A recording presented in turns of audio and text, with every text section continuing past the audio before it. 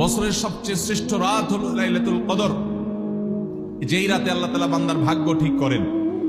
এই রাতে যে ভাগ্য আল্লাহ নির্ধারণ করে থাকেন, সেই নির্ধারণটা যেন আমাদের অনুকূলে হয়। আল্লাহ রাব্বুল আলামিন তার যে বান্দারা তার অনুগত থাকে, তাকওয়া অবলম্বন করে, হারাম থেকে বাঁচে, গুনাহ থেকে বাঁচে, ফরজ কাজগুলো করে, আল্লাহ তাআলা তার সেই বান্দাদের জন্য ভালো কিছু তাদের তাকদীরে লিপিবদ্ধ করেন, তাদের জন্য নসিবে ভালো কিছু রাখেন, তাদেরকে সুখের জীবন দান করেন, সৌভাগ্য দান করেন। আল্লাহ তাআলা প্রকৃত প্রশান্তি মনের সেটা দান করেন আল্লাহর ঈমানদার এবং নেককার বান্দাদেরকে, আমলে সালেহ কর্মওয়ালা বান্দাদেরকে, মুত্তাকি পরহেজগার বান্দাদেরকে। তাহলে আপনি যদি নিজেকে নেককার বান্দা হিসেবে শামিল করতে পারেন, আপনি যদি নিজেকে আল্লাহর হুকুম এবং আল্লাহর আনুগত্য কর্মওয়ালা মানুষ হিসেবে গড়ে তুলতে পারেন, তাহলে অটোমেটিকলি আপনি সারা দুনিয়ার সমস্ত নেককার মানুষদের দোয়া পেয়ে যাবেন। আল্লাহ আমাদের সবাইকে সে তৌফিক দান করুন। ভাইরা আমার, নেককারদের জন্য অটোমেটিকলি দোয়া হয়। শুধুমাত্র আল্লাহর নেককার বান্দা মানুষরা না, ফেরেশতারা দোয়া করে।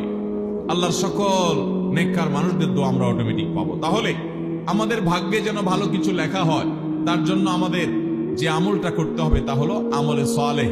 সারা বছর জুড়ে, সারা জীবন জুড়ে আমাদেরকে খুঁটে খুঁটে খুঁটে কোনটা কোনটা ভালো কাজ সেগুলো করার চেষ্টা করতে হবে। তাহলে আমাদের ভাগ্যে ভালো কিছু লেখা হবে ইনশাআল্লাহ। সহিহ বুখারীর একটি হাদিস থেকে আমরা আমাদের নসিবে ভালো কিছু আল্লাহ তাআলা লিপিবদ্ধ করবেন এরকম একটি আমলের কথা আমরা জানি। সেটা কি? তিনি বলেছেন, যে ব্যক্তি চায় তার রিজিককে প্রশস্ত করে দেওয়া হোক, তার রিজিকে বারাকা দেওয়া হোক এবং তার হায়াত বৃদ্ধি করে দেওয়া হোক, এটা যে চায়, ফালিয়াসিল রাহিমা, সেই জন্য তার রক্ত সম্পর্কীয় আত্মীয়দের সাথে সুসম্পর্ক বজায় রাখে, সেই জন্য তার রক্ত সম্পর্কীয় আত্মীয়দের সাথে সম্পর্ক সবসময় জুড়ে রাখে, সম্পর্ক যেন ভালো রাখে, তাদের সাথে সম্পর্ক যেন ছিন্ন না করে। তাহলে সেক্ষেত্রে তার হায়াত এবং তার রিজিকের মধ্যে বরকত দেয়া হবে, কল্যাণ দেয়া হবে, লিপিবদ্ধ করা হবে, এই ফয়সালা তার জন্য করা হবে।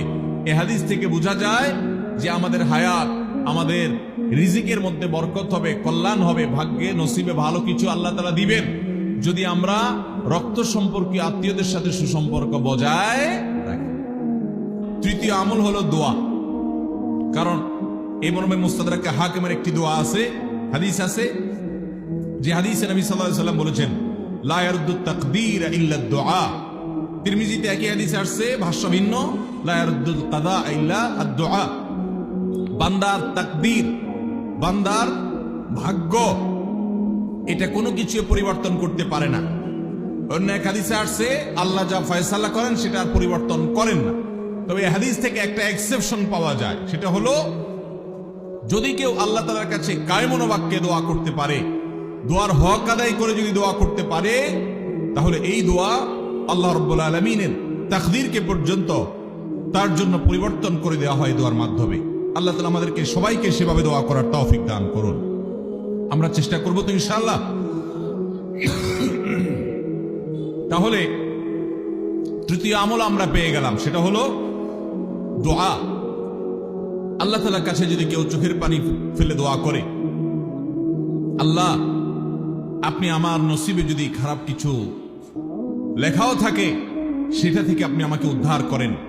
যদি কেউ দোয়ার হক আদায় করে দোয়া করতে পারে, দোয়া কবুলের জায়গাগুলোতে দোয়া করতে পারে, যথাযথভাবে দোয়া করতে পারে, দোয়ার শর্ত পূরণ করে দোয়া করতে পারে, কায়মন বাক্যে দোয়া করতে পারে, চোখের পানি ফেলে দোয়া করতে পারে, দোয়া এত বড় অস্ত্র, দোয়া এত বড় মাধ্যম, দোয়া এত বড় একটা উপায় যে এটা দিয়ে আল্লাহর লিখন, আল্লাহর তাকদীর, এটা আল্লাহর কাছ থেকে পরিবর্তন করিয়ে আনা যায় এই দোয়ার মাধ্যমে।